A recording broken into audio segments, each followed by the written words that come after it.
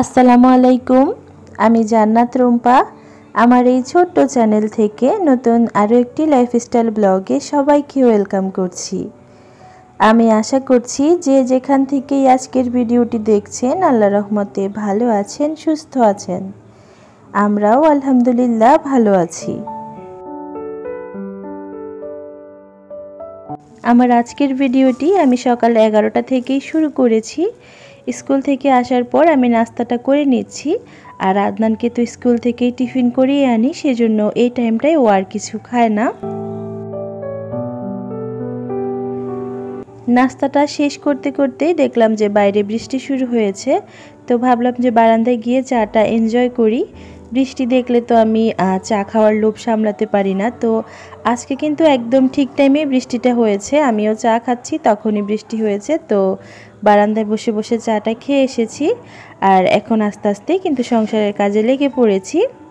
এই মুহূর্তে যারা ভিডিওটি দেখা শুরু করেছেন প্লিজ একটি লাইক দিতে ভুলবেন না। এই ধরনের লাইফস্টাইল ব্লগ আপনি যদি আরও দেখতে চান চাইলে আমার এই ছোট্ট চ্যানেলটি সাবস্ক্রাইব করতে পারেন। আর আপনি যদি কাজটি অলরেডি করে থেকে থাকেন আপনাকে অসংখ্য ধন্যবাদ। তো নাস্তাটা শেষ করে এখন রুমগুলো ক্লিন করতে চলে এসেছি। এখানে আমি বেডশিটটা চেঞ্জ করে নিচ্ছি। কয়েকদিন থেকেই কিন্তু মোটামুটি ভালোই বৃষ্টি হচ্ছে। টানা বৃষ্টি না হলেও একটু পরপর বৃষ্টি আসে, জিনিসটা কিন্তু আমি ঘরে বসে খুব ভালো উপভোগ করছি। বিশেষ করে টানা এই কয়েকদিন বৃষ্টির কারণে ধুলাবালু ওরা কিন্তু অনেকটাই কমে গিয়েছে। তো ঘরদোরগুলো যখন ক্লিন করি তখন কিন্তু আর সহজে ময়লা হয় না, যার জন্য হয়তো আমার কাছে এত বেশি ভালো লাগে। তো সব কিছু ক্লিন করে এখন কিন্তু দুপুরের রান্নার কাজে চলে এসেছি। এখানে মাছটা ভিজিয়ে রেখেছি। এর পাশাপাশি যা যা রান্না করব আমি কিন্তু একে একে সব কিছুই জোগাড় করে ফেলেছি। স্কুল থেকে আসার সময় খুব শখ করে এই মাছগুলো এনেছি। এই মাছগুলোর সঠিক নাম কি সেটা জানি না, তবে হয়তো এগুলো ছোট ইলিশ। যাই হোক, মাছগুলোর অবস্থা তো দেখতেই পেয়েছেন।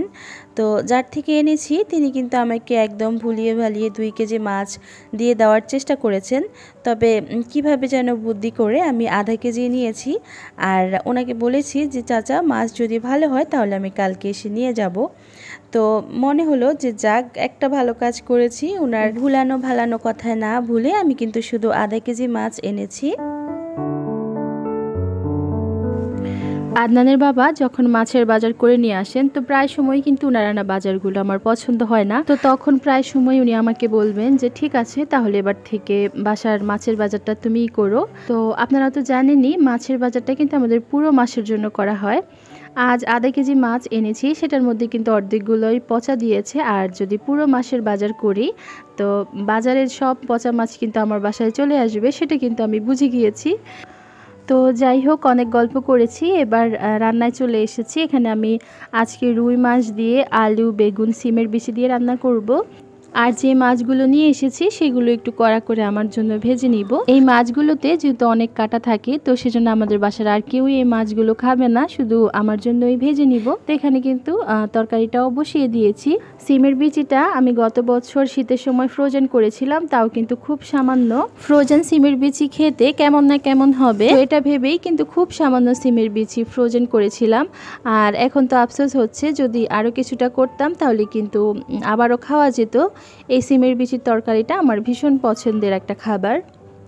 আমি আগে যেটা করতাম, ফ্রোজেন কোনো সবজি যখন রান্না করতাম তখন না ওটা সব কিছুর সাথেই আগে বের করে নিতাম, যেটা আমার সবচেয়ে বড় ভুল ছিল।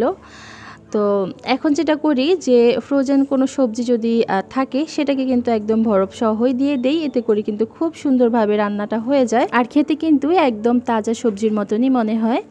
তো এখানে কিন্তু এই তো আমি আলু বেগুনটাকে কিছুক্ষণ কষিয়ে এখন হচ্ছে সিমের বিচিটা দিয়ে দিব। সিমের বিচিটা আমি পরে দিচ্ছি, কারণ যেহেতু আমি এটাকে হালকা একটু ভাপিয়ে তারপর ফ্রোজেন করেছিলাম। তো এখন সবগুলোকে কিন্তু একসাথে ভালো করে কিছুক্ষণ কষিয়ে ঝোলের জন্য পানি দিয়ে দিব। আমার গত ভিডিওতে আদনানের টিফিন রেডি করা দেখে ইবা আপু জানতে চেয়েছিলেন যে স্কুল কি খুলে গিয়েছে কিনা। তো হ্যাঁ আপু, আদনানের স্কুল খোলা। যখন আন্দোলন ছিল তখনও খোলা ছিল, এখন অবধি কিন্তু ওর স্কুল খোলা বা ক্লাস চলছে। আমি আদনানকে আমাদের মহল্লার একটা স্কুলে ভর্তি করিয়েছি, জাস্ট আমাদের বাসা থেকে কয়েক মিনিটের দূরত্ব, হেঁটে হেঁটেই চলে যাওয়া যায়। তো যার জন্য কিন্তু আন্দোলনের কোনো ইফেক্ট আমাদের মহল্লার ভিতর ছিল না। সকল গার্জিয়ানদের সাথে আলাপ করেই কিন্তু স্যার স্কুলটা খোলা রেখেছেন।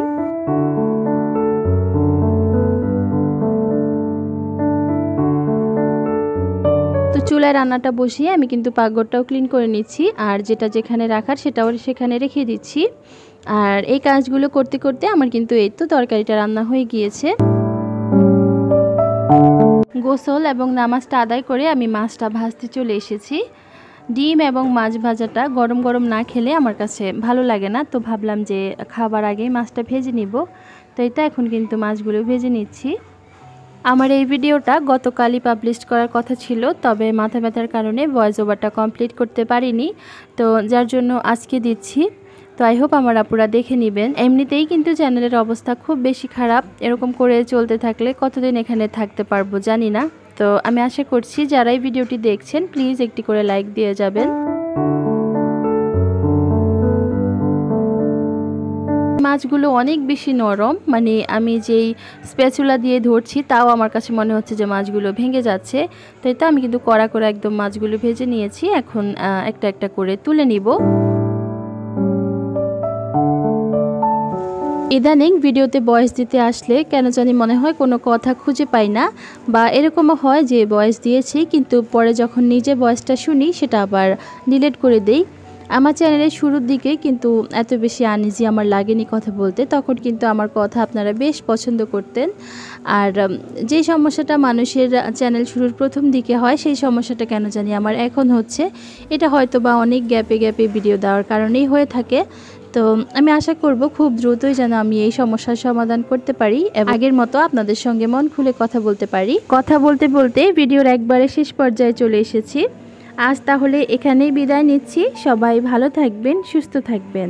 আল্লাহ হাফেজ।